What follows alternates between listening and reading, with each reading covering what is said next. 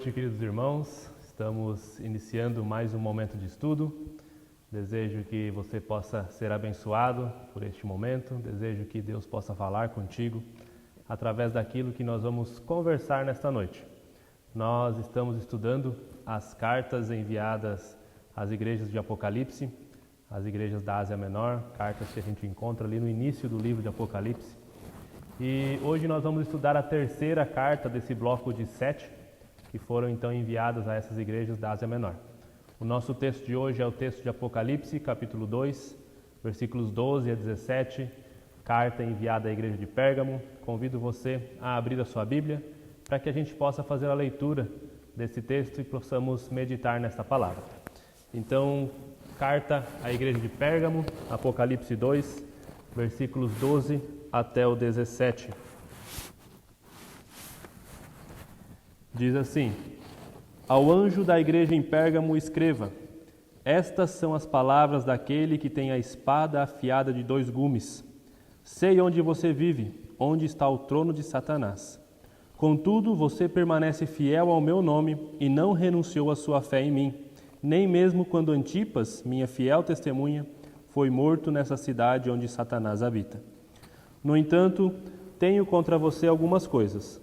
Você tem aí pessoas que se apegam aos ensinos de Balaão, que ensinou Balaque a armar ciladas contra os israelitas, induzindo-os a comer alimentos sacrificados a ídolos e a praticar imoralidade sexual.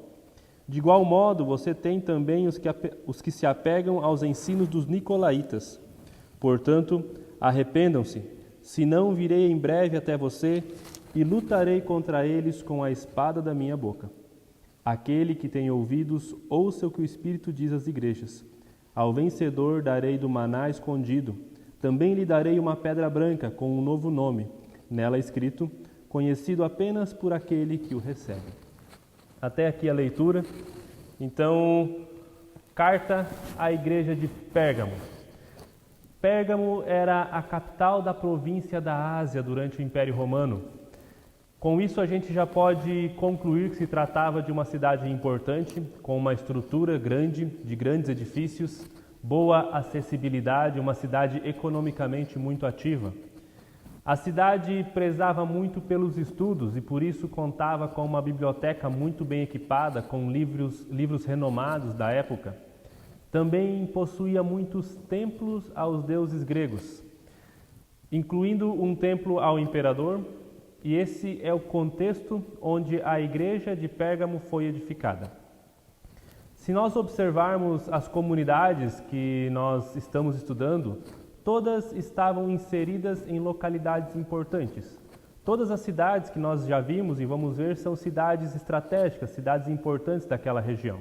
Cidades bem estruturadas. E eu creio que isso também faça parte da intencionalidade de Jesus na escolha dessas comunidades. Não é por acaso que Jesus escolhe essas comunidades. Todas elas estavam em pontos estratégicos que também era estratégico para o reino de Deus. Essas comunidades poderiam ser testemunhas do Evangelho em cidades estratégicas. A carta segue a mesma estrutura das demais. A saudação já aponta para o conteúdo da carta. Jesus inicia dizendo que estas coisas diz aquele que tem a espada afiada de 2 gumes. Mostrando que Cristo travará uma batalha com algumas pessoas que estavam pervertendo o seu evangelho naquela comunidade. A comunidade é elogiada por sua fidelidade a Cristo, mesmo estando em um ambiente de grande oposição. A comunidade ficava no local onde estava o trono de Satanás, segundo a carta que nós lemos. Uma cidade muito idólatra, cheia de templos de vários deuses. Os que mais se destacavam na época era o templo dedicado a Zeus, uma referência do mundo antigo, um monumento edificado no mundo antigo, e um templo dedicado a Asclépio, o deus da cura, que era simbolizado por uma serpente. Esses 2 templos eram os mais centrais, os mais importantes daquela cidade, e nesse contexto, então, a comunidade estava. Mas a cidade era também o centro de adoração ao imperador. Cultos eram realizados em homenagem a ele, e todos que moravam ali eram convocados a proclamar que César é o Senhor. Tudo isso explica porque ali era o trono de Satanás. e porque os cristãos dessa cidade enfrentavam sérios problemas. Assim como as demais cidades da região, a vida girava em torno da religião.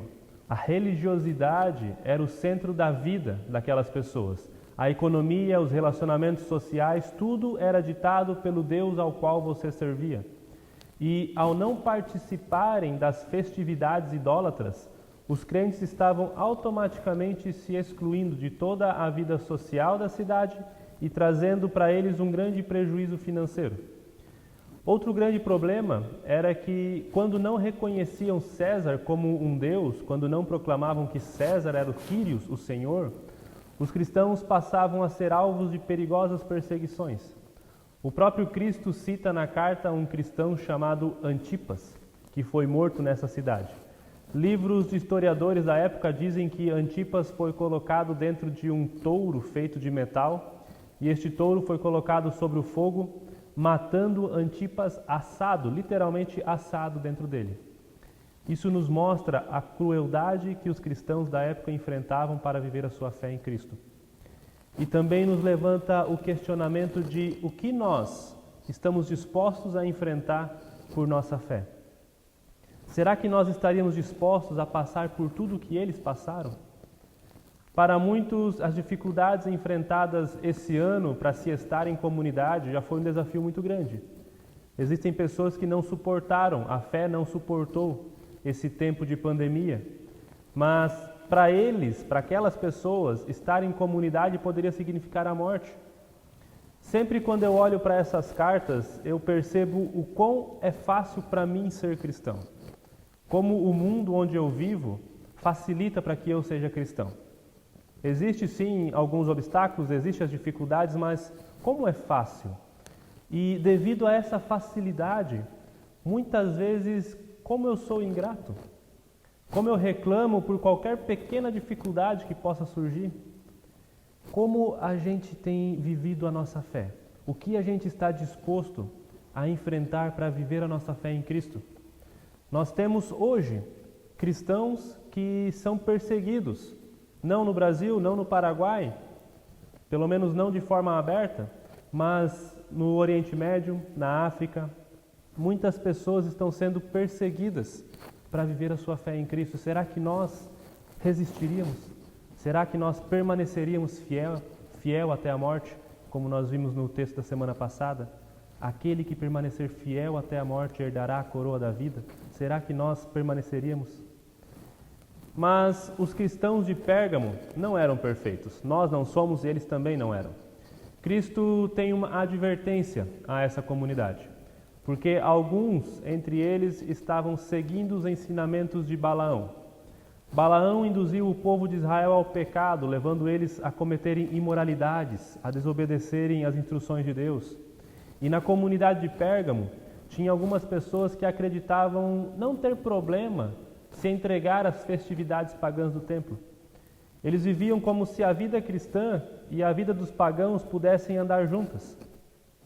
Talvez acreditassem que se eles crescem que um ídolo não significava nada, eles podiam frequentar esses festivais e compartilhar do mesmo estilo de vida daquelas pessoas e isso não faria mal nenhum. E dessa forma eles estavam vivendo os ensinamentos dos nicolaítas, que nós já estudamos na carta enviada a Éfeso, que era um grupo de pessoas que estavam mais comprometidas com o mundo do que com Cristo.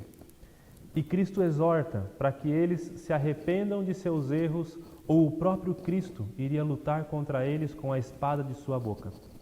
Ou seja, o próprio Cristo viria em defesa da fé, em defesa do Evangelho, caso os cristãos de Pérgamo não voltassem a viver o Evangelho de verdade, o Evangelho em sua essência. E a promessa ao vencedor é incrível. Ele receberá o maná escondido.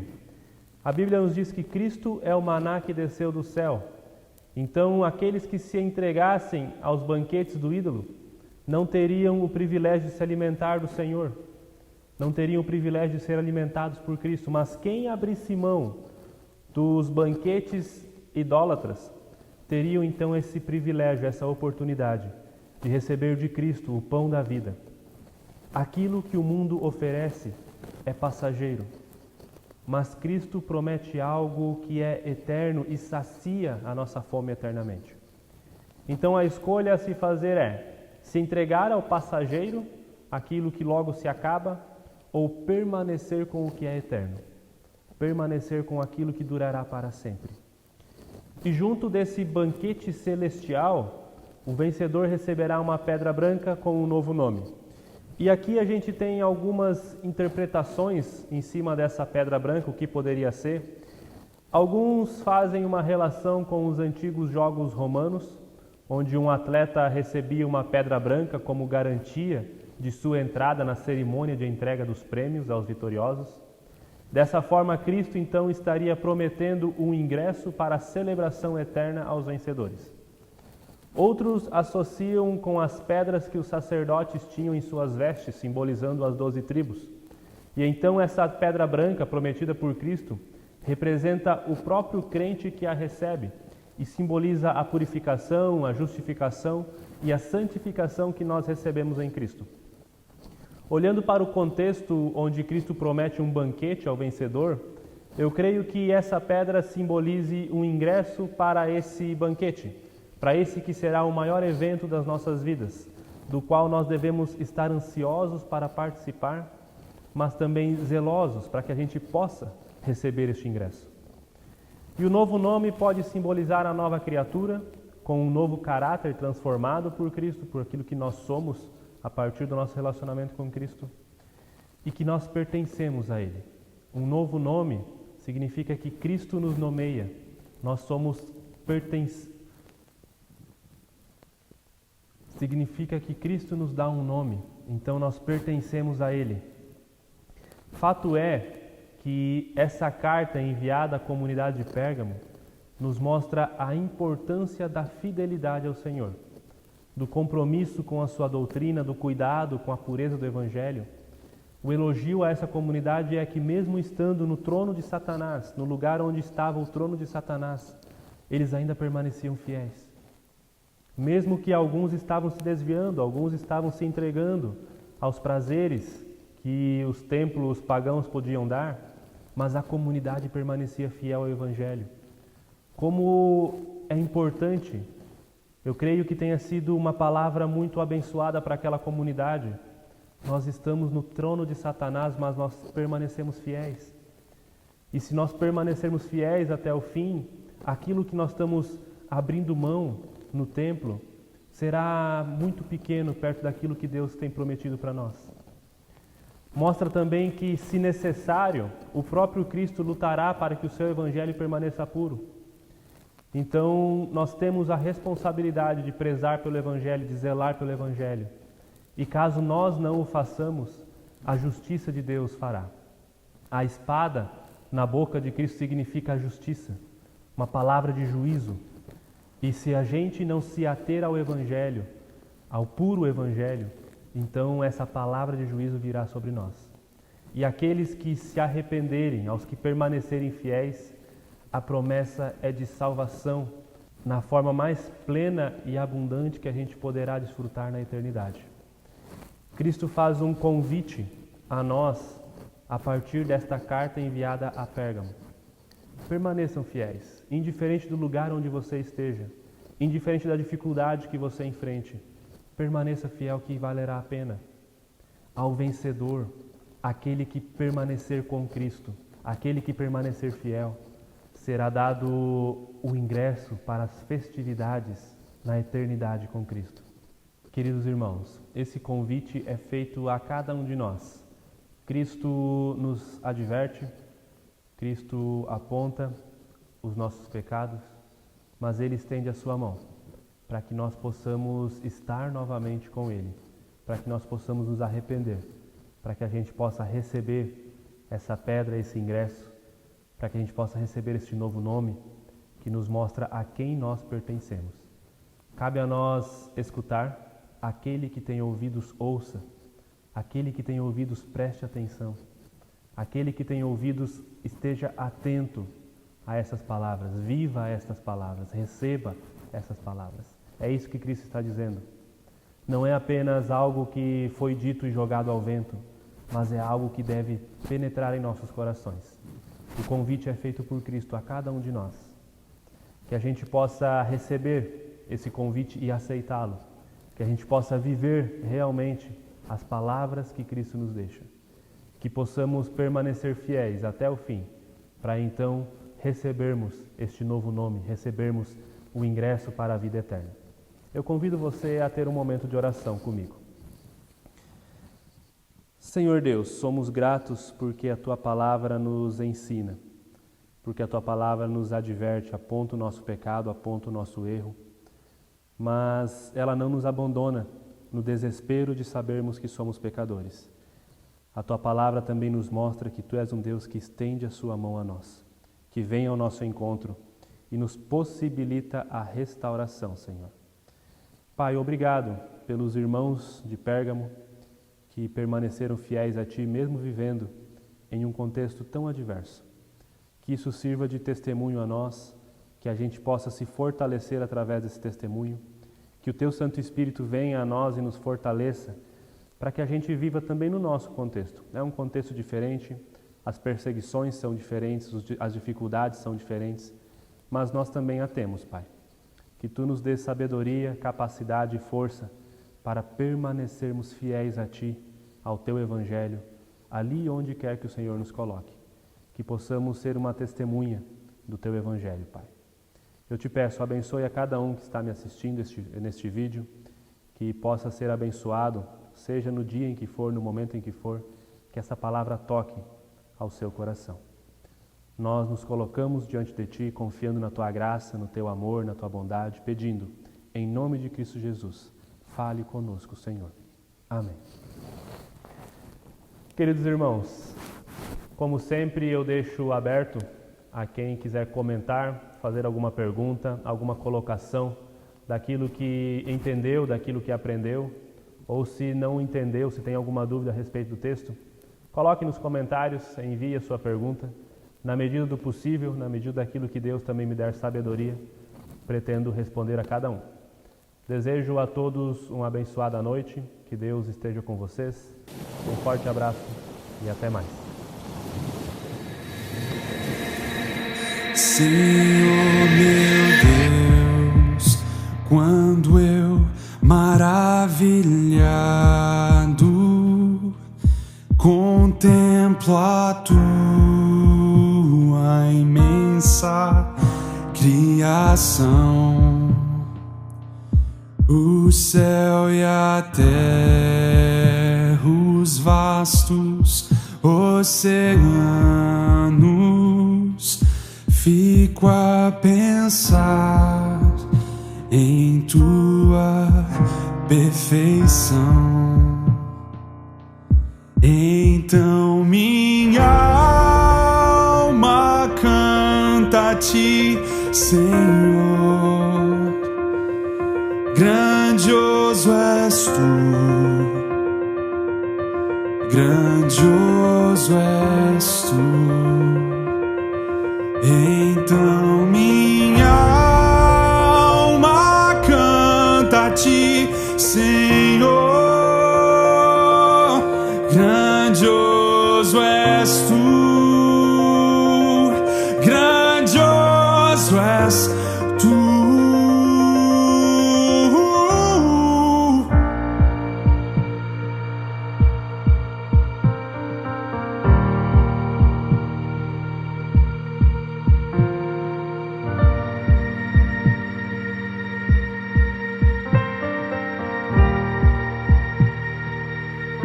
Ao caminhar nas matas e florestas, escuto as aves todas a cantar, olhando os montes, vales e campinas. Em tudo vejo Teu amor sem par. E então minha alma canta a Ti, Senhor.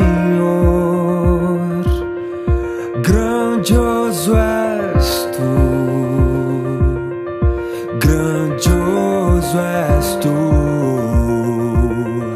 E então minha alma canta a ti, Senhor. Grandioso és tu, grandioso és tu. E quando enfim Jesus vier em glória e ao lar celeste então me transportar, adorarei prostrado para sempre.